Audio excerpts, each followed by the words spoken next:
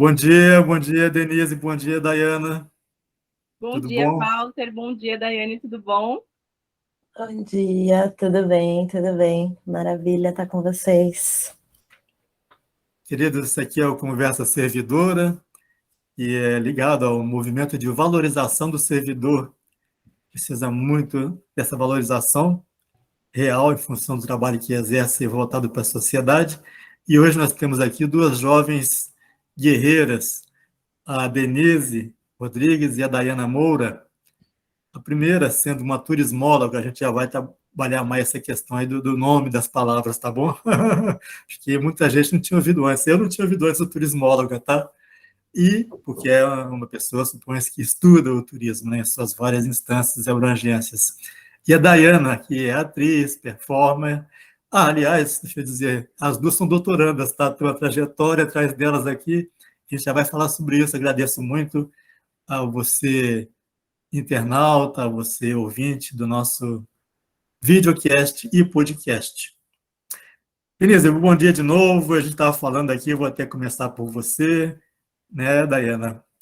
Que é assim, puxa, tem essa questão da negritude, né? A gente está aqui, três pretinhos, né? Duas pretinhas e eu, falando sobre a existência do negro em alguns dos seus aspectos mencionados aqui: o turismo e as artes, a palavra, o corpo, a ação nesse sentido até das duas acadêmica, né? Mas que a gente espera que ecoe, que reverbere para a cidade, porque essa é a finalidade da academia, produzir para a sociedade, nesse sentido, servidores. Denise, vendo pela sua trajetória, como é que você enxerga esse contexto aí da até da diversidade mesmo, né? Ou seja, aquilo que você retrata no seu trabalho acadêmico, hoje é matéria de reflexão, já foi muito mais vivência que reflexão, eu suponho. Como é que você vê isso nesses dois aspectos, até vou perguntar, diante da negritude e diante do sexismo mesmo? Como você vê isso? Como é que foi esses enfrentamentos aí? Ou o que te marcou mais, para bem ou para mal? Walter, primeiramente eu queria agradecer ao convite. É um prazer estar aqui falando por esse público muito interessante, muito interessado com os temas, né, da sociedade. Então, achei muito interessante todo o projeto da Conversa Servidora. Muito obrigada pelo convite. E já entrando assim nas suas perguntas, é assim, eu sou turismóloga, então já trazendo um pouquinho do que são os profissionais de turismo. Então, eu sou formada, tenho a graduação em turismo, e aí a gente, né, na área, a gente chama de turismólogos, que são aqueles que pesquisam e trabalham com o turismo. E o turismo é isso, é serviço, é hospitalidade, é entrega, é troca, né? E ele envolve várias nuances, né? Então a gente pode falar desde a questão pública, da gestão pública, até a linha de frente, né? O pessoal dos serviços ali, os atendentes, os taxistas, os Ubers, o pessoal do hotel. Então, o pessoal dos eventos, é uma área muito vasta dentro, né, do grande guarda-chuva do lazer e da cultura. Eles estão muito intrincados, né? E aí, quando a gente fala em turismo e a questão negra, as relações raciais, aí a coisa começa a ficar um pouco diferente. Por quê? Porque é uma área, primeiro, muito elitista, então a gente tem que conhecer, né, quem é que faz turismo no Brasil, né? Quem é que vai viajar, quem tem acesso às viagens e como esses acessos ocorrem, né? Então, a gente entra numa grande perspectiva de que as relações raciais ainda estão caminhando no turismo. Eu falo assim, né? A gente está entrando, tem eu e outras pesquisadoras, Natália Oliveira, Vanderleia Ricardo, enfim, nós temos vários outros pesquisadores e pesquisadoras que estão tratando sobre as relações raciais, em vários âmbitos, tanto nessa parte, né, quem é que te atende, cadê os turismólogos, né, cadê os turismólogos negros, cadê esses pesquisadores negros dentro da academia, e também como é que essa memória das cidades são interferidas, são atravessadas pelas relações raciais. Então, para dando essa palhinha, me atravessa de diversas formas, né? Primeiro, de me reconhecer na minha própria cidade. Eu sou paulistana, nascida e criada, sou filha de imigrantes, né, baianos, minha mãe é baiana, minha família veio para cá muito cedo, mas nós temos a conexão com o pessoal lá da Bahia, e aí eles vieram para cá, que negócio, né, terra das oportunidades, ganhar dinheiro, sustentar a família. E aí, quando eu chego aqui, nascida aqui, e começo né, a crescer, a entender, a estudar, eu não me reconheço nessa cidade. Onde é que estão? São Paulo é a maior cidade negra fora da África, né? Então, em números absolutos, né? Tudo vai, cadê Salvador? Salvador aparece em porcentagem, né? Então, em concentração de pessoas negras, mas São Paulo é a maior cidade negra do país e fora da África. E aí, onde é que a gente está nos nomes das ruas, nos monumentos, nos nomes dos prédios, nas representações, né? Quando a gente fala da cidade. E como é que isso recai no turismo? Então, isso me atravessa muito, porque eu não me enxergava nessa cidade. E aí, quando eu comecei a pesquisar e a me apropriar desses espaços, eu vi que nós sempre estivemos lá, só que realmente é uma narrativa que não é evidenciada, né? Então, estamos lá, estamos por todos os lugares, tem uma fortaleza mesmo negra ali, dos movimentos negros, e acaba que não é tão destacado nessas narrativas. Então, a gente pensa São Paulo, e aí tanto a cidade como o estado, como a terra do imigrante, é um imigrante que a gente reconhece, que é o europeu, normalmente italiano, português, espanhol. Aí aqui em São Paulo, a gente tem, em algumas partes também do interior, a questão japonesa, né, asiática. E aí eu falei, tá bom, e onde é que estão os negros? Cadê? A gente sempre esteve aqui. E aí eu acho que é isso que eu quis evidenciar e que me atravessa. E como mulher negra, né, com a questão de ser uma mulher negra, ainda me fala ainda mais, né? Onde é que estão essas mulheres negras nessas posições de destaque, nas políticas públicas, dentro do turismo, como é que isso aparece, sabe? Então, me atravessa de diversas formas. Eu ainda deixei de falar que eu não sabia, né? Tem essa questão também do terceiro preconceito até, né? Que é contra o nordestino, né? Aquela pessoa que veio também de fora, como o negro veio, e constrói a cidade e que depois é rejeitado, né? Eu estava perguntando isso e depois a gente volta nesse assunto e vou falar um pouquinho com a Dayana agora também. Né, Dayana? Minha pergunta para ela, Dayana, e agora para você, deixa eu colocar você aqui em evidência, tá bom, querida? Que é assim, a gente recebe de diferentes formas um mesmo impacto que diz respeito à nossa existência, né? Nossa mente, nosso corpo, nossa cor, nossa trajetória. Você, como mulher, como atriz, performer, como doutoranda agora, como é que você sentiu isso, desses preconceitos? E eu não sei se você também é dessa ascendência nordestina, né? Não sei. Como é que você sentiu esse preconceito aí e como é que você tenta materializar isso no seu trabalho? Se você tenta, claro, mas eu creio que sim. Eu vi, estou lendo a sua dissertação, né? Que legal, que legal. Obrigada pelo convite, obrigada por me apresentar, Denise, está sendo bem maravilhoso. Nossa, é como a Denise falou, são muitas maneiras, né? São muitos atravessamentos, assim, são tantas camadas. No mestrado eu tentei um pouco discutir isso através da ideia de multidimensionalidade, assim, né? Nós somos múltiplas e tem muitas dimensões que atravessam a gente quando a gente vai falar dessa questão da negritude, né? Principalmente. E eu tenho uma trajetória que é muito maluca, assim, porque eu comecei a entender o que é arte na escola, mas foi o movimento hip hop que me desperta para entender uma série de coisas, assim, em relação à consciência racial. Então, a minha família sempre foi muito do samba e tal, então eu tinha disco, tipo, Bezerra da Silva, Clementina, Clara Nunes, essas coisas sempre estiveram comigo lá em casa, assim. E aí depois, né, aquela coisa da adolescência, da rebeldia, das dores, o hip hop foi um abrigo para mim. Foi um berço ali que eu entendi muita coisa. E foi pelo movimento hip hop que eu comecei a sentir vontade de escrever. eu era muito atentada na escola, eu era castigada, me mandavam para a biblioteca.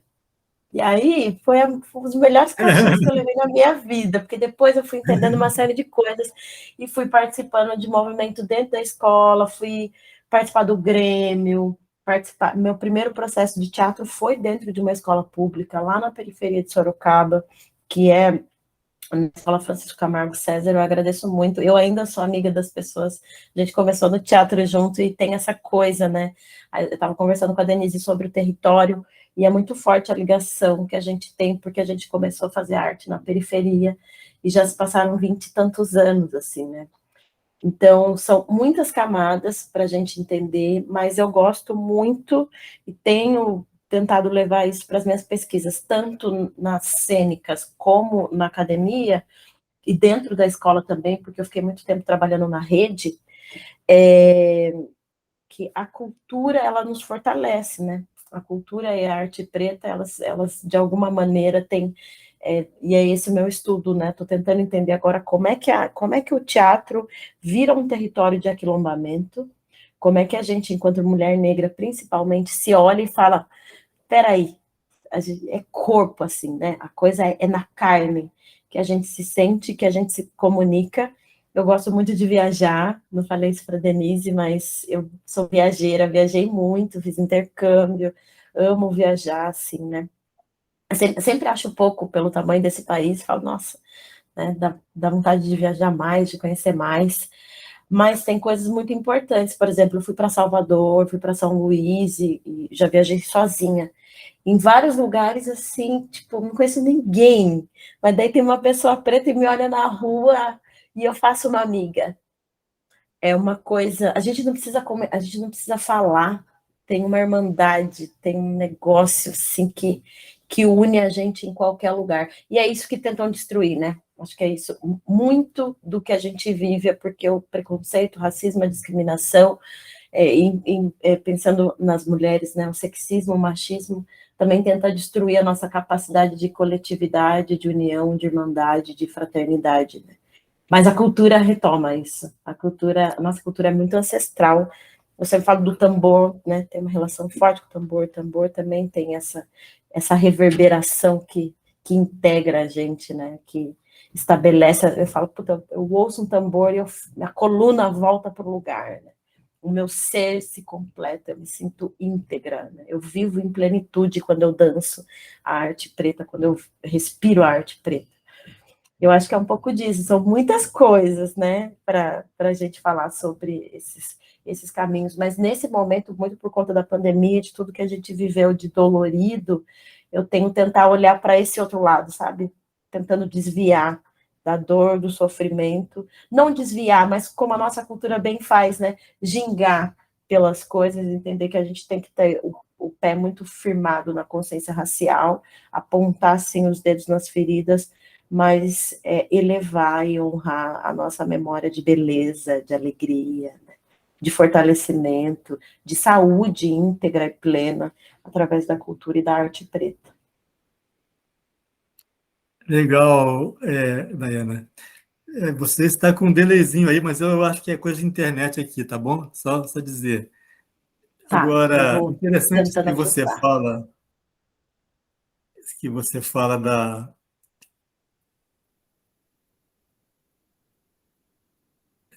Desculpe, Pode falar, Daiane. eu tô te ouvindo Assim, bem. é interessante. Ah, sim, está perfeito agora. É interessante isso que você fala da biblioteca funcionar como uma libertação, né? Se queria te aprisionar ali, não, menina, eu vou te punir, vai para a biblioteca, sabe? E isso ecoou como uma libertação, um rompimento de paredes, né? Então, eu ia até perguntar para a Denise agora, Denise, como ocorre ou pode ocorrer para o negro encontrar esses referenciais no turismo, no modo turismo, de libertação para ele, já que o apagamento, né, essa invisibilização, e aqui quando a gente fala em invisibilização, acho que é se mencionar, por exemplo, se você vê um conjunto de dançarinas de um programa de auditório, de um programa de apresentação, nem vai ter negras, vai estar uma ali tipo para cumprir a cota, né? Ou então você vê isso de um modo geral nas novelas, o negro não aparece, né? O negro não existe, né? Apagado, invisibilizado. E quando ele está se afirmando, como vocês duas fazem, frequentemente ele é questionado e sofre uma oposição talvez interna, todo um processo aí, ainda que não seja o mérito, mas eu pergunto, em relação a essa opressão construída dentro de um racismo estruturado, e eu digo estruturado e estrutural também, mas estruturado porque é fundado nisso, né? Esse é o alicerce que mistura com a estrutura. Dentro do racismo estruturado, como é que o negro pode encontrar libertação nos referenciais que ele possa encontrar dentro do turismo, por exemplo, em São Paulo, que é o tema do seu trabalho, né? Onde ele pode dizer, não, aqui teve um negro, esse negro fez tal coisa, realizou isso para a sociedade, ele existe, ele existiu, eu existo, existiu, realizo também, né?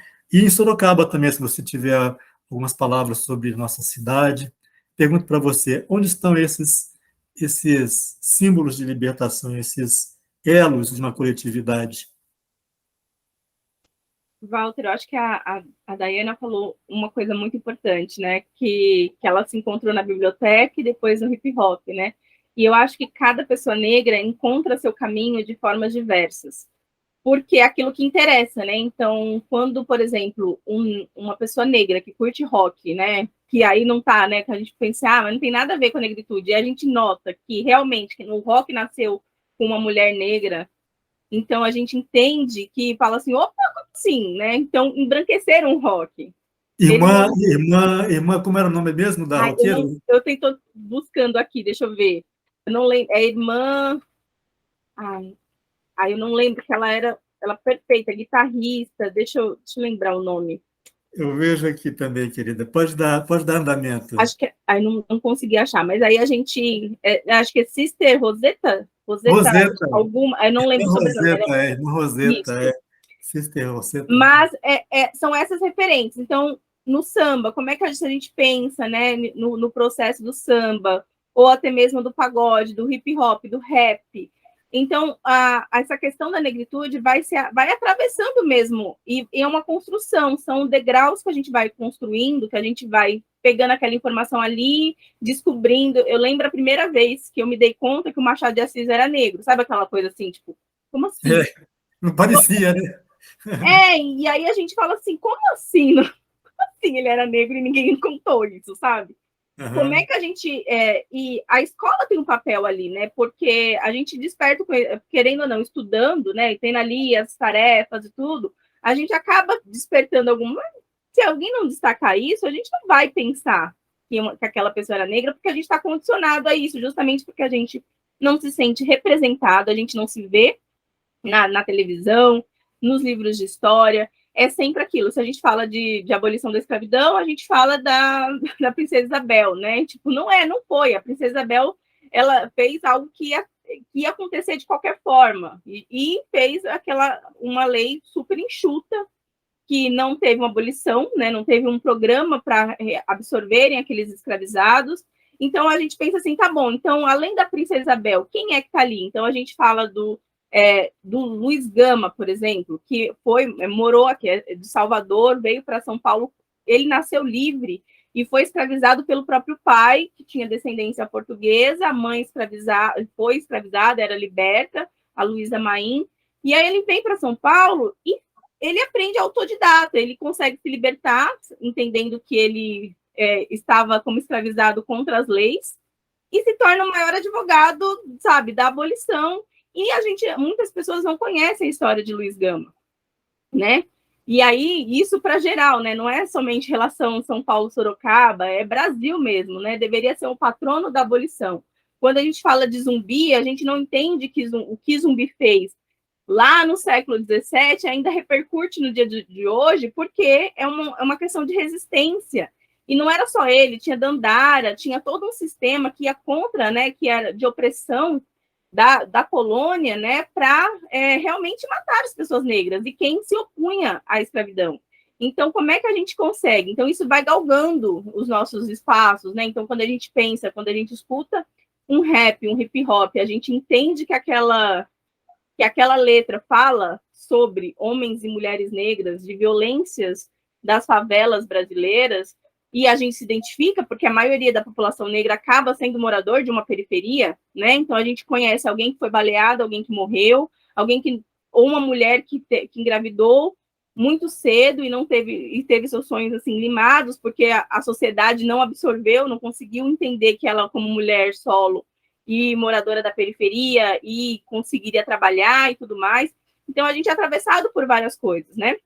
E aí em Sorocaba, fui a Sorocaba há muitos anos, quero voltar agora nessa perspectiva negra, se a gente tem que conhecer esses espaços, né? Não só de territórios, como essas personalidades que ainda estão vivas e que, de alguma forma, mantêm viva essa negritude. Então, não tem como falar de questão negra sem falar do João de Camargo, né, com a igreja que ele fundou, ele como ex-escravizado, ele veio, foi para Sorocaba, entendeu que aquilo ali era um lugar de pertencimento dele, e ele construiu toda uma igreja, né, de pensamento mesmo, um lugar religioso para ele expressar tanto a fé dele como acolher outros, né? Então isso é muito interessante. Ou quando vocês, né, vão para o centro da cidade, pensam ali na Praça Castro Alves, tem uma estátua da Mãe Preta, assim como nós temos aqui em São Paulo também, que tem um significado. E aí a gente pensa, começa a enxergar onde é que era o Pelourinho, né? Qual é a idade de Sorocaba? Quem é que habitava essas terras antes, né? E assim como eu faço aqui em São Paulo, né? O que está aqui? Quando eu falo da Liberdade, que muito antes, né, de ser um polo turístico voltado para a cultura asiática, ele é um território negro, por excelência, né? Isso porque eu nem falo da questão indígena, não me compete nessa parte, eu só coloco ali a bandeira dos indígenas, né, dos povos originários, mas é isso, a gente tem que se apropriar. Então, se a gente, onde é que era o Pelourinho? Normalmente, quando eu vou para outras cidades, eu procuro a Igreja do Rosário dos Homens Pretos, né? E aí eu fui procurar a história de Sorocaba, e aí ela não foi erguida ela foi retirada, né? Não teve investimento, e aí foi depois isso lá em 1800, tal, depois disso conseguiram construir a de São Benedito, que também é um santo negro, para referenciar essa igreja católica para os negros. E aí por que ela não foi erguida? Né? Nós temos a Igreja do Rosário, é uma irmandade, né? Que realmente, desde a época da escravização, ela acolhia as pessoas negras. Então, os africanos, os alforriados, os libertos, eles conseguiam se articular, a negritude já era articulada, né? A Daya falou muito bem. Isso em Sorocaba, né? Isso, em Sorocaba. Esse aquilombamento, né? Então, beleza, a Igreja do Rosário não foi erguida da forma que deveria, continuaram com seus batuques, com suas rezas, conseguiram erguer a igreja de São Benedito, e aí a gente pensa nessa questão da igreja do João de Camargo, de como isso se deu, e como isso interferiu na criação do clube de 28 de setembro, né? E de como o próprio clube entra também nessa sociabilidade negra. Quando pessoas negras se reúnem, né, trabalhadores da Sorocabana, né, da ferroviária Sorocabana, se reúnem falando assim, eu preciso de um espaço para sociabilizar com a minha família. Por que a pessoa precisa disso? Pessoas negras precisam desse espaço. Porque provavelmente eles não poderiam entrar em outros clubes. Então a questão do racismo estava muito presente. E eles queriam, sim, ter as suas festas, suas danças, suas reuniões, justamente com aquele pessoal. Então, aí, a partir desse Clube 28, aí eu já pesquisei pelo Google, né? Trouxe justamente essas outras iniciativas que nasceram justamente se espelhando.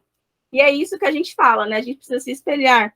Que aí a gente vem no quilombinho da Vila Leão, né? Os nomes, o próprio clube, a Associação de Mulheres Negras, que eu anotei em algum lugar o nome, mas se alguém... Momunes, é isso? Momunes, M-O-M-U-N-E-S. Isso. Momunes. Então, imagina, né? E aí, eu estava pesquisando ainda mais, vi alguns nomes dos bairros, né? Campolim, né? Um bairro Campolim, é o bairro de classe... alta. Um dos bairros nobres daqui, e a digamos própria Vila Leão são chamados de territórios bairros nobres. negros, né, inspirados Sim, por famílias negras. E olha só como é rico essas referências negras e que muitas vezes o sorocabano não entende, não conhece, desconhece porque não é falado. Por que sim. não tem um busto, uma representação? Quem são as estátuas que estão aí, além da estátua da mãe preta que está ali na Castro Alves, né? Então, a gente se atravessa por muitas narrativas infelizmente, a política pública acaba por negligenciar, e um projeto, né, um projeto de branqueamento, de exaltar outras culturas, essa cultura do imigrante, como eu falei há pouco, e negligencia. Então, a gente precisa se reconhecer. Eu acho que é isso, né? E aqui em São Paulo a gente tem bastante também, mas eu acho que gostaria de destacar de Sorocaba justamente para as pessoas procurarem. E surgiram aí, o TESC fez um mini documentário assim, de 4 episódios com a história do João de Camargo, né? E os territórios negros. Aí ele fala também do quilombo do Cafundó, que é na região, né, de Sorocaba. E aí é interessante a gente ver, né? Tem quilombo, tem a parte urbana, tem um monumento, e poderia ter muito mais e ser muito mais evidenciado. Estava dizendo de início que esse nosso trabalho hoje, ele é introdutório, né? A gente vai fazer uma apresentação inicial, porque há muita riqueza de conhecimento em vocês duas, né? Não só profissionalmente, mas a vivência mesmo, deve trazer muita coisa boa para a gente conversar, trabalhar. Só destacando mais uma vez que, já que você falou em hip hop, eu falei antes em biblioteca, que é a instrução formal, né? Vou olhar para a Daiana um pouquinho aqui mais diretamente. Falamos da biblioteca, né, Daiana? Depois das suas próprias palavras, a Denise levantou a questão do hip hop, não é isso? E ainda na questão de fundo apareceu a religião, ou seja, 3 vertentes nas quais os negros procuraram caminhos de libertação, né? Até isso é interessante, e isso é muito claro, dentro do protestantismo, que os negros acabam buscando mais o lado pentecostal, o ramo pentecostal dessa corrente doutrinária, do que as formas mais tradicionais, né? Luterana, batista, presbiteriana. E isso certamente tem a ver com um lugar que eles encontraram meios de se manifestarem mais, né? Na comparação na citação que a Denise fez, tinha essa questão da Igreja do Rosário, e lá eles tocavam seus batuques, seus atabaques e tal, mas isso foi reprimido e superado, digamos assim, né? Tiveram que procurar outras formas de manifestação cultural e religiosa, enfim, uma religião que dissociava da cultura deles. Bom, que diz respeito ao pagamento que a gente estava comentando. Dentro disso, há todo um conhecimento que nos chega, que ele é escrito, mas grande parte ele é oral. Eu sei que o termo griot é do conhecimento da Denise. Daiana, você já ouviu falar do griot? Sim, trabalhei também um pouco com a ideia das artistas negras como griots, griotes, né, contadoras da história, Sim, mantenedoras, né, de sim. processos históricos, através da voz, né, das técnicas mnemônicas, enfim. Ou seja, elas mantêm aquela tradição oral típica da vivência do negro, né? Onde faltava documento escrito, tinha essa contadora de histórias aí, né? Sim, sim. Você faz um trabalho parecido, Dayana, quando você está atuando, você pensa nesse registro de... É, pois não. Ah, acho que sim, acho que como a Denise usou uma palavra boa, que é espelhar, né? Se a gente espelhar, entender que a cultura ancestral, ela vai criando sementes e reverberações e chega até a gente de alguma maneira, ela chega transmutada, né? Ela chega contemporânea, ela chega diversificada, às vezes a gente tem até que dar uma desanuviada, né? Para falar, nossa, isso é preto sim, tem que ficar a bandeira aqui, falar isso é preto sim. Que maneira, né? Sim, porque é muito rápido, né? As nossas coisas, elas são muito boas, então elas são rapidamente cooptadas, como o rock, né? Um exemplo aí que a Denise usou. E aí eu sinto e entendo que tem uma percepção que a gente pode destrinchar para entender que artista negro, né, assim, na área da música, na área das artes do corpo, principalmente hip hop, né, são sim sementes plantadas muito lá atrás, por conta, não só por conta, né, da estética em si, de como a coisa se molda enquanto arte e cultura, mas também pela memória da experiência, né, pela memória do coração, por ouvir. Eu falei da minha família e tem coisas fortíssimas, assim, né, minha avó falava coisas fortíssimas, minha mãe passou por coisas fortíssimas enquanto trabalhadora negra, né, minha mãe é da área da saúde, e até conseguir se formar como enfermeira, né, primeiro auxiliar, depois enfermeira, ela escutou coisas absurdas, ela escutou em Sorocaba que as patroas diziam coisas do tipo, não, Laura, não perca tempo com isso, vá, você nasceu para servir, você nasceu para nos servir, então não invista energia para estudar, você não vai conseguir. Ela escutou isso muitas vezes, muitas.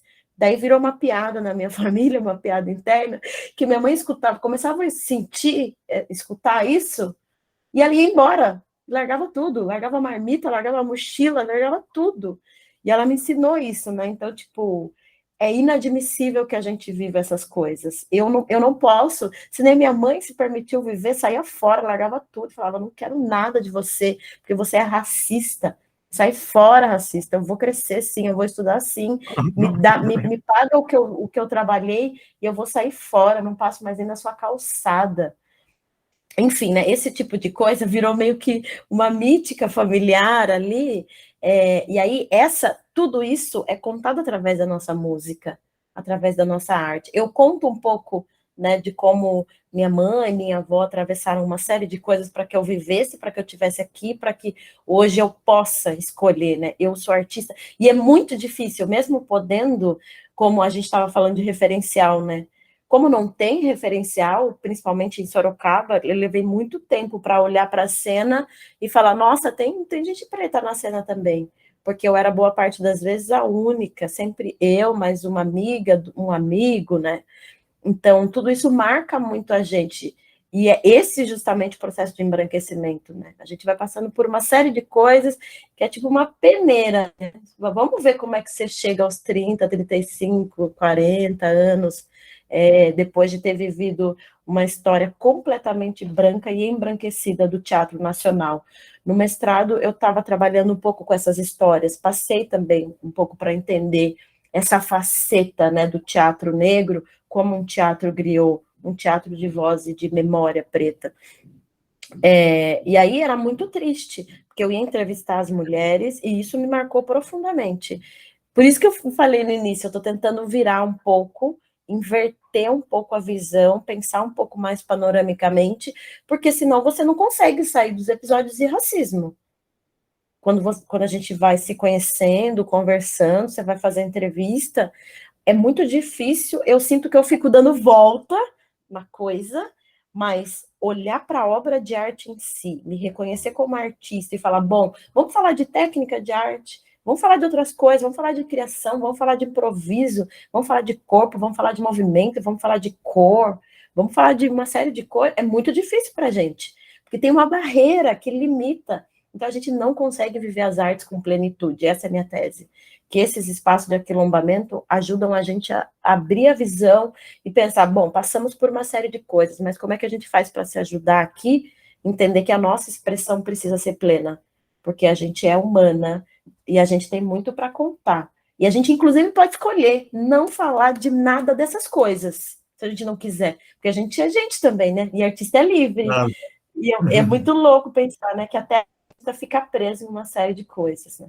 Então, essa coisa de pensar griot, ou pensar tambor, tudo que é da nossa tradição e da nossa cultura, pensar o João de Camargo, nossa, não vou nem começar a falar, porque, assim, é o espaço mais importante da cidade para mim, aquele lugar que é um reflexo de uma série de coisas. Pensar que esse homem foi preso 17 vezes, isso é criminalização da nossa arte, do nosso corpo, da nossa cultura, da nossa religiosidade, da expressão do que a gente é e do que a gente acredita, né? 17 vezes uma pessoa presa. 17 vezes uma série de estratégias, de articulações, de ferramentas, tecnologia preta para libertar esse homem, para ele voltar a fazer o trabalho que ele faz. E hoje em dia a gente tem aí também, né, uma série de pessoas que estão trabalhando nessas pontas do direito, da justiça, contra o genocídio, pela libertação da nossa juventude, do nosso povo, porque isso está acontecendo. Isso está acontecendo, a gente não superou, essas coisas não foram superadas, como a Denise bem falou. Isso está se espelhando aqui também. As dores também se espelham, né? Não é só a beleza da cultura, da ancestralidade. Porque eu vou perguntar para as duas doutorandas sobre essa expressão que a gente está usando aqui, aquilombamento, né? Assim, é um termo comum, a gente tem que ter uma ideia sobre, mas gostaria de conversar sobre isso para os nossos internautas, né? Por que aquilombamento dentro desse contexto atual, né? O que é aquilombamento e por que dentro desse contexto atual a gente usa essa expressão aquilombamento? Quem quer começar? Denise, por favor. Olha, eu falo que aquilombar é justamente a gente se reunir com os nossos, né? Aí a gente pensa nas filosofias africanas, do Ubuntu, né? Eu sou porque nós somos. Aquilombar é isso, a gente se unir, a gente se enxergar no outro, porque é como a Daya falou perfeitamente, normalmente a gente tem a síndrome do negro único.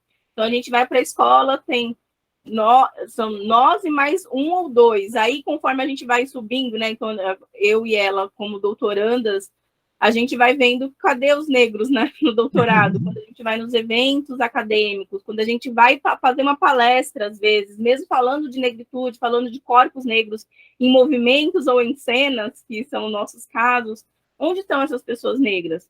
E aí, o aquilombar é justamente a gente se enxergar, e quando a gente se enxerga no outro, a gente se junta. A Daya teve um exemplo logo no começo da fala dela, quando ela falou da viagem, que realmente é isso. É uma cena muito marcante que eu tenho para mim. Eu fui a Joinville, então, lá em Santa Catarina, uma cidade super embranquecida. Estava lá eu, né? Então, eu com meu black e tal, saí andando, tomei um café, aí passou uma mulher negra por mim. Tipo, a gente não falou nada, mas a gente se entendeu perfeitamente naquele momento. A gente deu aquele sorriso, aquele balançar de cabeça, e a gente seguiu a nossa vida, mas essa conexão veio, a gente não se conhecia, a gente não tinha nenhuma conexão ali. E isso é aquilombar, é se juntar com os nossos e justamente criar um grupo de resistência e para se encontrar para o lazer, para os trabalhos. É um grupo de fortalecimento, né? Então, eu sempre falo isso. O se aquilombar é se juntar com os nossos, se reconhecer e se fortalecer, porque é isso, porque às vezes a gente está tão cansado, né, dessa luta diária contra o racismo, para ser antirracista, para lutar, que às vezes a gente só quer se divertir e encontrar essas outras pessoas, né, faz muita diferença, né? Então, para mim, aquilombar é isso. E para você, Daiana, como você vê essa expressão? Aquilombar. Eu acho que tem... Ai, tanta coisa, né? Tão bonita essa palavra, sou apaixonada pelas palavras. E essa é uma palavra que me encanta muito, por tudo que a Denise falou, assim, faço minhas também, essas palavras dela, essas palavras bonitas. Quando a gente se encontra, a gente se fortalece. E eu acho bonito também pensar a dimensão histórica desse termo, né? Que o quilombo cabe dentro do aquilombamento, né? O nosso quilombo, né? Então, tudo que a gente sabe sobre esse território, esse agrupamento, eu trabalhei recentemente com realidade virtual, né? Tentando me aproximar dessa tecnologia, da câmera em 360 e tal, e eu criei duas figuras, e uma das figuras que eu criei é a nega fugida, porque o quilombo é esse território, é o território de pessoas que fogem desse sistema escravocrata e se entendem como seres humanos, empreendendo para si e para os seus. E essa é a definição da Beatriz Nascimento, que é uma historiadora que eu amo muito. Então, este lugar que a gente empreendeu, ele não é um lugar dado. A nossa união, o nosso fortalecimento, o nosso pertencimento, ninguém deu.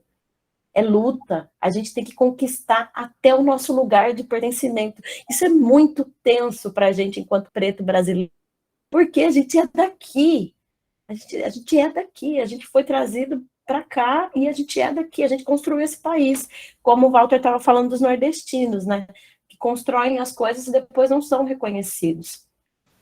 Então, acho que essa palavra tem uma beleza, que ela é histórica, ela é social, é poética, cabe muita coisa dentro da lógica de aquilombamento, porque cabe a nossa sobrevivência diária e cotidiana. Eu estou nessa busca, né, de conhecer os lugares, territórios negros de São Paulo, justamente entendendo que não dá para pensar as artes cênicas tanto aqui como no interior, enfim, não dá para a gente fazer um olhar profundo, tentar uma escuta do corpo preto nas artes cênicas, se a gente não olhar para o que construiu esse corpo.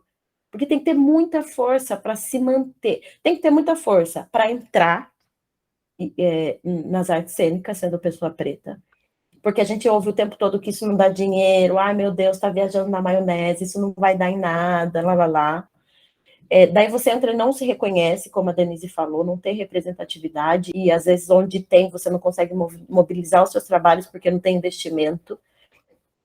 E aí depois que você entra, é super difícil permanecer por uma série de questões, assim, né? E uma das questões que foi importante para mim ouvir das companheiras, das colegas do interior, da região metropolitana de Sorocaba, no mestrado, foi que elas não conseguem criar. Elas não conseguem criar e não conseguem falar de referencial preto. Porque quando você está num grupo branco, você fala alguma coisa e as pessoas dizem assim, ah, mas isso aí é uma bandeira, isso aí é militância, não é hora disso agora, deixa disso. Como se a gente pudesse se despir da nossa negritude para pisar no palco. Eu não posso pisar no palco e falar agora eu não sou periférica, agora eu sou artista, agora eu não sou preta, agora eu sou atriz, agora eu não sou mulher, agora eu sou só um corpo dançando. Isso não existe. Não existe nenhuma possibilidade de neutralidade nas artes. Enfim, então, aquilombamento é tudo isso. Quando a gente encontra um lugar e consegue, de fato, pertencer e se abrir para criar, se abrir para ser agente criadora da nossa própria história e transformando a própria história, ao mesmo tempo que a gente está olhando para ela e para, né, o movimento Sankofa, né, a gente está pisando aqui, mas olhando para trás e caminhando para frente, são muitas coisas, né, que atravessam, mas é tudo que a Denise falou, assim, é encontrar os nossos, as nossas, e pertencer de fato, ser gente, né? Acho que aquilombamento é sobre a gente conseguir se olhar para o espelho, falar, eu sou gente, eu sou gente. Tudo que tentaram destituir da nossa humanidade, no encontro potente da gente com a gente mesma, a gente revigora, né?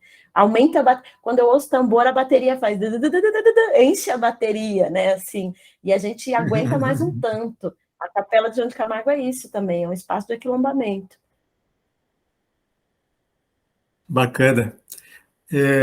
Engraçado nesse sentido,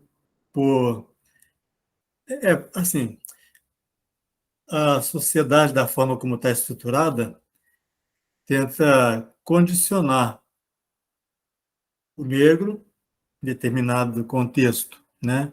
Um cercadinho ali. Mas aí essa ação de aquilombar vira o jogo, o cercadinho vira o quilombo agora. E aí ganha força, né? E realiza. Isso é muito, muito impressionante.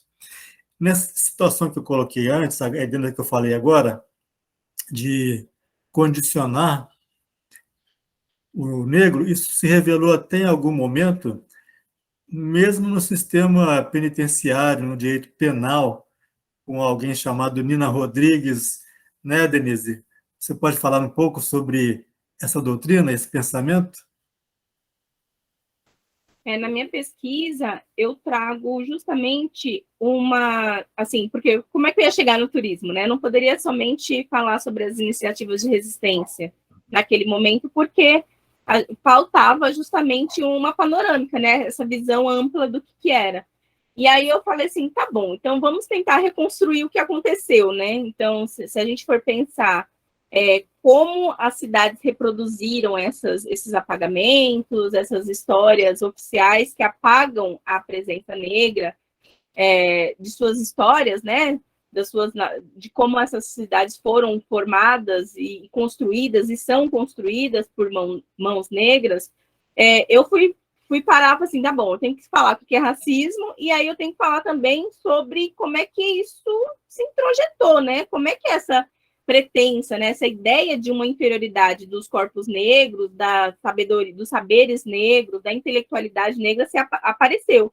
E aí eu caí nas leituras do Nina Rodrigues, falando justamente dessa questão penal, né, de como as pessoas negras, lá, aí o texto dele é do século XIX, como é que ele coloca isso em palavras, né? Então, como é que ele realmente, através de uma pesquisa científica, né, fala que as pessoas negras são inferiores, e por elas serem inferiores, elas não têm um discernimento do bem e do mal. Então, é realmente desumanizar os corpos negros, esses saberes negros. E aí ele também pesquisa sobre cultura negra na Bahia e de certa forma, até elogia. E é isso que é o mais bizarro. Ele fala assim, como é que essas pessoas, né, tão inferiores a nós, brancos, né, poderiam fazer coisas tão interessantes? E aí ele não, e aí cai isso também no sistema penal. E quando a gente coloca a questão do Nina Rodrigues, que inclusive vem de fora, vem da Itália, essa ideia de raça, né? Porque se a gente for falar biologicamente, raças não existem. Se a gente pegar lá o DNA e tentar destrinchar, você não vai encontrar, né? A raça é construída socialmente. Então, se a gente fala de negritude, de quem é branco, quem não é, a gente não tá. A raça é um critério social, né? E claro que para a gente aqui no Brasil isso é muito forte. E aí, se a gente pensar como isso ainda se reflete, né, no sistema prisional, no encarceramento da população negra nos dias de hoje, a gente entra num outro universo, porque mesmo a gente entendendo que raça não é algo biológico, né, não tem um critério biológico que define raça, as pessoas negras ainda são a maioria dos presidiários, tanto dos presídios femininos como masculinos. O genocídio negro fora e dentro das cadeias é muito evidente. Então, realmente é um projeto de colocar as pessoas negras como inferiores, como, não tem jeito, olha só, mais um negro preso, e sem pensar que isso é uma construção muito anterior. Então, ler o Nina Rodrigues foi muito, assim, difícil, foi muito... Vamos lá, né? Tudo pela pesquisa. A gente eu fiz essa ponte justamente para entender que não foi uma pessoa, sabe? Não foi, assim, um civil qualquer. Ele era um acadêmico, ele era, sabe, médico, legista, ele tinha uma carreira, assim, gigantesca. E aí, a partir disso, veio esse chamado racismo científico, né? E que acabou entrando nas políticas, e aí incentivou as políticas de imigração, essas políticas de boicote às manifestações negras nas cidades. Então, aqui em São Paulo, no estado inteiro, digo, né? Teve os códigos de postura, né? Que é um código de conduta mesmo. Não pode batuque, não pode aglomeração de pessoas negras, não pode capoeiras, né, que eram como eles chamavam a capoeira, não pode agrupamentos negros, não pode batuques, rezas. As igrejas foram transplantadas, né, foram destruídas e colocadas em lugares periféricos, o que aconteceu na Igreja do Rosário dos Homens Pretos, né, aqui da capital, a do Largo do Paissandu. Ela fica hoje, por exemplo, né, onde é a B3, a Bolsa de Valores do Brasil. Imagina. Então, ali era um lugar negro por excelência, já tinha mais de 200 anos, foi demolida, e aí, qual o nome da praça que dá nome? Antônio Prado. Quem foi Antônio Prado? O prefeito que desapropriou a igreja. Então, está tudo muito vinculado. Então, se a gente pensa desde a primeira pessoa africana que chegou aqui no Brasil, né, como escravizada, e como isso se deu, e como isso se consolidou através, infelizmente, das artes, da ciência, da política, a gente vê que, infelizmente, a gente ainda tem muito o que mudar na sociedade, né?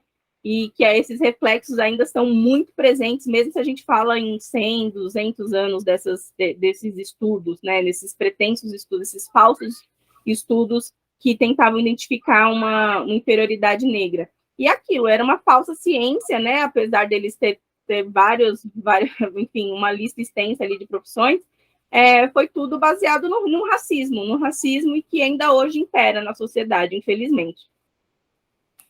Você falou que esse prefeito aí destruiu, né? Demoliu, para usar a sua palavra, uma igreja com 300 anos de idade, é isso? E na época ela estava com 200 anos, e aí ela foi desapropriada. Então, imagina, né? São Paulo, com a questão do café, então estava se movimentando toda a construção, o centro da cidade foi se modificando muito rapidamente. E ali era um coração comercial, né? Da cidade, que fica perto da Rua Direita, quem conhece a cidade de São Paulo, assim, né? O centro. A Praça Antônio Prado ficava bem no coração, então era chamada de Largo do Rosário, justamente por causa da Igreja do Rosário dos Homens Pretos. Então, uma igreja de 200 anos estava atrapalhando a evolução, a modernização, né? Essa falsa modernização, né? Essa justificativa de modernizar a cidade, eles foram desapropriados e eles ganharam terreno, né? Porque foi uma iniciativa da Irmandade, eles falaram, tudo bem, a gente sai daqui, mas a gente quer um outro terreno. E aí eles foram para o Largo do Paissandu, que é em frente à Galeria do Rock. Então, quem vem a São Paulo conhece bastante ali na região, é uma igreja amarela, linda, mas que, se a gente imaginar que alguém teve a ideia de desapropriar uma igreja de 200 anos, sem pensar, né, nessa construção histórica dessas narrativas, justamente, né, eu analisei algumas atas da Câmara Municipal, e era o que era falado. As pessoas reclamam muito de batuques, das rezas, era um lugar que tinha um cemitério negro também. Então, infelizmente, essas políticas de apagamento, de embranquecimento da cidade foram se dando de uma forma com essa justificativa de modernização das cidades, né? Não só em São Paulo, como em Sorocaba, como em Guarulhos também aconteceu, Campinas. Então, quando a gente ainda... Aqui em São Paulo, nós temos a Capela dos Aflitos, e também ela é de 1775. Ela é um dos monumentos mais antigos da cidade, é tombada.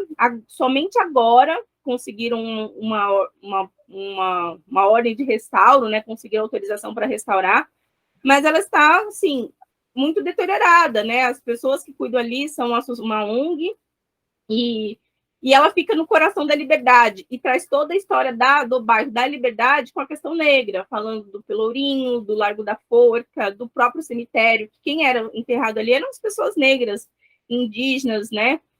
Os escravizados que eram enterrados ali. E ela fica engolida, sabe, entre os prédios e entre a própria, enfim, as luminárias japonesas que estão ali. Então, realmente, se a gente pensa nisso, a gente tenta sempre reivindicar esses espaços, esses territórios, mesmo com tantos apagamentos. Então, a Igreja do Rosário, né, voltando a falar dela, agora no Largo do Paissandu, já está com 111 anos, ou seja, tem mais de 300 anos de história, né? Eu sempre, quando eu cito ela, eu gosto de destacar que ali não é o lugar original dela, ela foi desapropriada, eles foram forçados a saírem dali, justamente porque incomodava, né? Porque os batuques, os aquilombamentos negros daquela época incomodavam. Dayana, obrigado, Denise. Dayana, você que é assim, inundada de palavras, né? As coisas que você diz, você está sempre debaixo dessa enxurrada aí de ecos de palavras, de várias dissonâncias, né? E sonâncias também. É interessante esse exemplo, no qual um prefeito ele desapropria uma igreja e provoca a sua destruição, sua demolição, e depois ele é homenageado por aquilo. É muito comum isso. Isso representa até uma forma de discurso, né? Eu homenageio aquele que fez a coisa errada e assim eu vou firmando mais e mais essa linha de pensamento. No caso ali, havia uma repressão às pessoas pretas, né? E nessa repressão havia mais um exercício, uma imposição de apagamento. Você, no seu trabalho, você enxerga esses discursos atuando contra, você consegue? Como é que você faz oposição a isso? Ou você diz, deixa passar? Claro que algumas vezes você vai dizer isso mesmo, né? É muita luta, mas enfim, você vê esses discursos atuando e como é que você contrapõe isso no seu trabalho? Eu acho que isso está... nossa, não sei nem o termo para isso, mas isso está tão incrustado na nossa cultura, no nosso modo de pensamento. Acho que isso molda a cognição até, acho que principalmente das pessoas brancas no Brasil, né? É muito comum a gente ver esses processos que são uma inversão tremenda, né? Da história, dos valores, dos modos civilizatórios e tal. E ouvindo a Denise falar, maravilhoso te ouvir, Denise. Uma delícia te ouvir. Passaria o dia inteiro te ouvindo. Muito aprendizado, assim. E Há muita muito tempo. conexão. Que Muita legal. conexão aí com os nossos trabalhos, assim, Bacana né? vocês duas, viu? E essa sintonia aí, eu achei É. muito bacana também. É um momento muito propício, né? O sobrenatural que é bom, Sim, realizou isso daí, demais, cara. demais. É a irmandade que a gente estava falando, né? A gente não se É conhecia, o Quilombo Aberto nunca aqui, tinha as se telas visto, aqui. e a gente está falando das mesmas coisas com olhares diferentes, assim, interessante ver, né? Aliás, deixa eu dizer, perdão, que foi o Djalma Ossi, meu amigo, que deu essa ideia. Não, Walter, coloca as duas juntas, vai ser legal, né? Então, sabe, a ideia partiu dele e isso foi muito bacana. É muito bacana, obrigado. Pois não, Daiane. Legal demais. Eu acho que isso evidencia a nossa disputa. A gente perde, às vezes, a dimensão da disputa quando a gente está falando de racismo e tal, mas essas coisas, como a Denise estava colocando perfeitamente, elas, é, elas materializam, né? O patrimônio, né? O monumento, a praça, a placa, né? A gente não pode lembrar que a gente está no país que um cara quebrou a placa com o nome da Marielle Franco. Isso Apagou, é tentou apagar a negritude, né? Uhum, isso é disputa, isso é a disputa acontecendo. Às vezes as pessoas falam, não, o plano simbólico da disputa. Eu falo, mano, simbólico só se for para você, porque para nós não é nada simbólico, é concreto. Essas coisas elas são derrubadas, apagadas, silenciadas, invisibilizadas. E aí depois tomam as nossas coisas, colocam lá um nome branco em cima do nosso território e ainda dizem, começam a se reapropriar das nossas coisas, dizendo que são deles, dando outros nomes para tudo, para tudo. Acho que tem essa dimensão, está em tudo, e é muito difícil, como eu falei, às vezes a gente tem que passar muito tempo pensando e se debruçando, estudando as coisas, para falar, não, mas espera, o que de fato aconteceu? Qual é o fenômeno que está rolando aqui? Porque a gente precisa nomear. É muito importante quando a gente nomeia racismo, é muito importante quando a gente nomeia machismo, quando a gente coloca e fala, bom, isso aqui está acontecendo porque as pessoas, sei lá, qualquer tema polêmico, qualquer tema que a gente for jogar aqui, sistema de cotas, política de cotas, qualquer coisa. O que está acontecendo? Qual que é o fenômeno?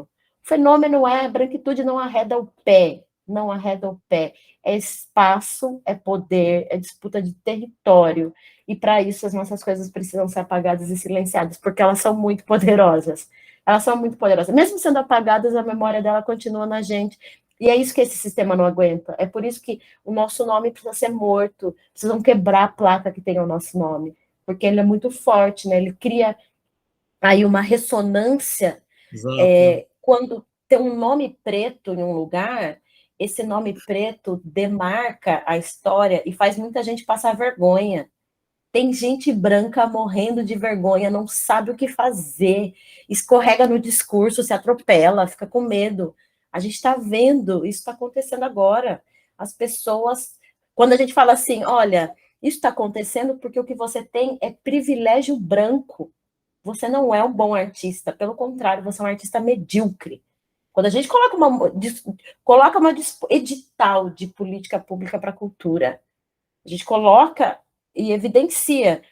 As mulheres negras elas não estão ocupando espaço porque tem cota, elas estão ocupando espaço porque elas são boas pra caramba. E seria inadmissível para qualquer olhar minimamente artístico, né, ou cultural, não trazer isso para a cena. Seria vergonhoso não deixar os corpos negros, os corpos indígenas protagonizarem certas coisas hoje.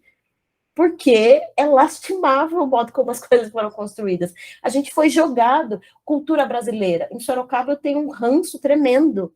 As bandas falam que estão fazendo música brasileira. Ah, isso que é cultura brasileira. Aí você vai ver lá qual que é a estética da banda. A estética é preta. Tá todo mundo metendo turbante, trança, roupa florida, tocando tambor adoidado.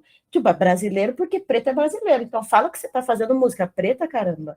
Fala que a sua referência é o hip hop. Fala que a sua referência é o Jorge Ben. Assume o que você está fazendo. Não é um problema a gente branca fazer coisas de gente negra, né? Não é um problema. O problema é quando tem uma apropriação disso e a gente não dá o crédito para quem criou. Tem um monte de grupo de cultura popular. Quem que está falando o nome do mestre? Foi lá no Nordeste, foi lá não sei na onde, buscou um monte de coisa, aprendeu um montão. E está tocando por aí, ganhando uma grana, vendendo instrumento, fazendo um monte de coisa, sem citar a fonte. Isso é apagamento. Na arte, isso às vezes é meio difícil de falar. Acho que a Denise exemplifica, né? Daí fica fácil da gente ver. Por que não tem um busto gigante do João de Camargo no Mosteiro de São Bento e tem o Baltazar Fernandes olhando para o território? Por que tem um matador de negro, um matador de indígena e não tem um cara que construiu a cultura da cidade? Por que é? Porque isso é disputa. Se a gente colocasse o João de Camargo lá, a gente vai obrigar as pessoas brancas a falarem o que as famílias delas fizeram no passado. Você vai ter que assumir quem é seu avô. Você vai ter que assumir quem que vai pagar essa conta, né? A gente está pagando essa conta até hoje. Então, quando a Denise fala, isso vem na minha cabeça, assim, é disputa mesmo, a gente está disputando território. Às vezes as pessoas falam assim, para amenizar, né, a briga, falam, não, mas a gente não quer roubar o espaço de ninguém. Não é roubar, porque o espaço é nosso, e a gente quer esse espaço sim, né? Esses nomes, eles precisam vir à tona. A Denise precisa, o trabalho dela é necessário, quando ela conta essas coisas, assim como as pessoas que estão fazendo esse trabalho também em Sorocaba, né? Quando a gente tira a poeira da história e fala, olha, isso aqui, ó, Campolim é território preto. Essa zona se desenvolveu porque o João de Camargo movimentava essa região da cidade mais do que qualquer coisa. Esse homem fez o correio da cidade funcionar, porque ele recebia cartas internacionais, coisas de muitos lugares. A gente precisa falar, todo esse território tem a ver com comunidade preta. Por que não fala? Porque a especulação imobiliária ali não vai assumir esse tipo de coisa, né? Não vai tombar. A capela não vai ser tombada. Pelo contrário, tem muita gente brigando ali o tempo todo. A gente tem que brigar para abrir a capela na Consciência Negra? Veja bem, Denise. É nesse ponto, né? Enfim, é disputa, gente, é disputa. É coisa de discurso, né? E até se liga também a essa história da raça, sabe? Porque quando se fala em raça negra, raça branca, mas se você vai para um questionário estatístico, tipo do IBGE, aí você encontra lá cor branca, cor parda, cor preta, né? Não há uma raça branca, uma raça parda e uma raça negra, sabe? É uma estrutura de um discurso muito conveniente, né? Porque ficaria impossível até dizer, não, mas essa é uma raça parda, né? Mas aí separou por cores, sendo que se fosse fazer, seguindo esse suposto ideal de raça, a gente teria, de um lado, uma raça branca, mas do outro lado estaria a maioria, claramente, porque todos os demais seriam pretos, né? Tanto os pardos, aliás, aí, puxa vida, né? É muito impositivo aquilo que você falou, Dayana, de como é que isso fica incutido na nossa cabeça, né? De aceitar como natural as classificações, inclusive. A gente já está meio preso ali a aceitar aquilo como natural. Nós negros também, né? Os brancos, mas os negros também. Inclusive, alguns vão até muito adiante nisso e assumem uma postura de combate ao antirracismo, né? Há negros que fazem isso também, adotam essa ideologia dominante como sendo sua e aplicam ela no seu cotidiano.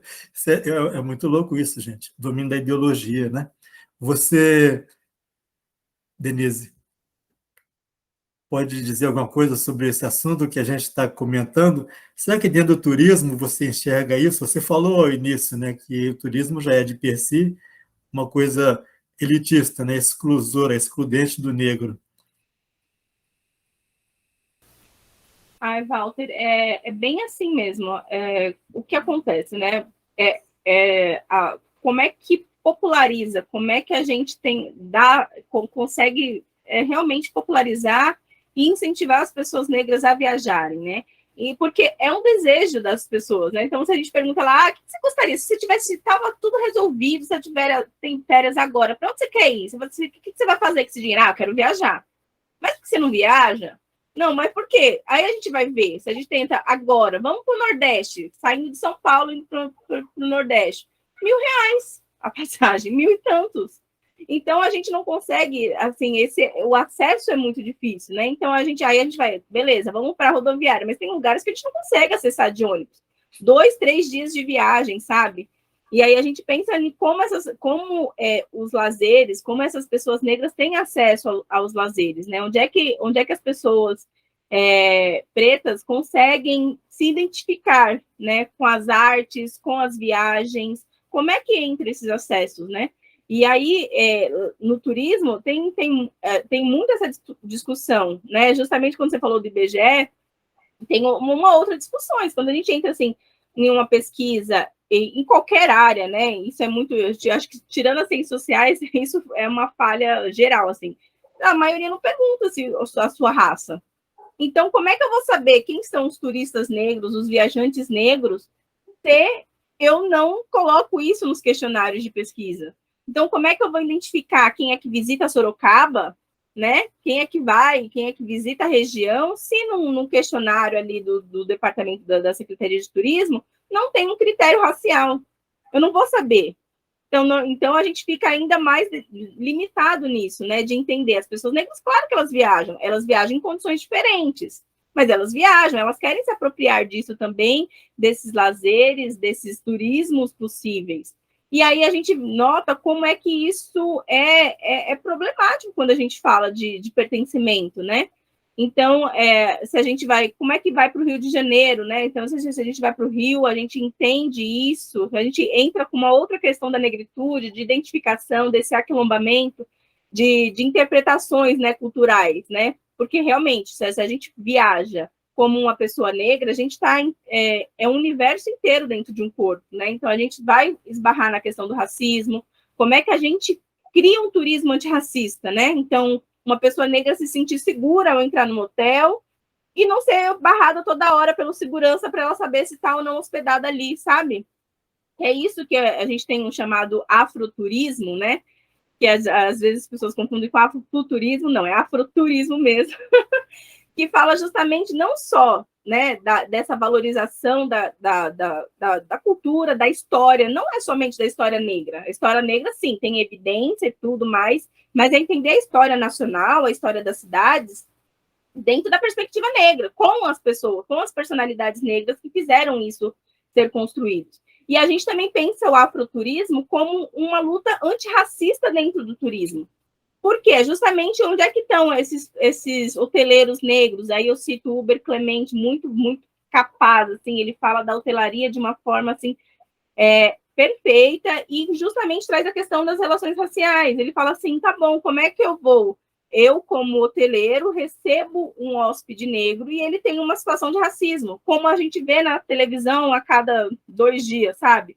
Uma turista negra foi xingada no Rio de Janeiro, foi xingada no Hotel X.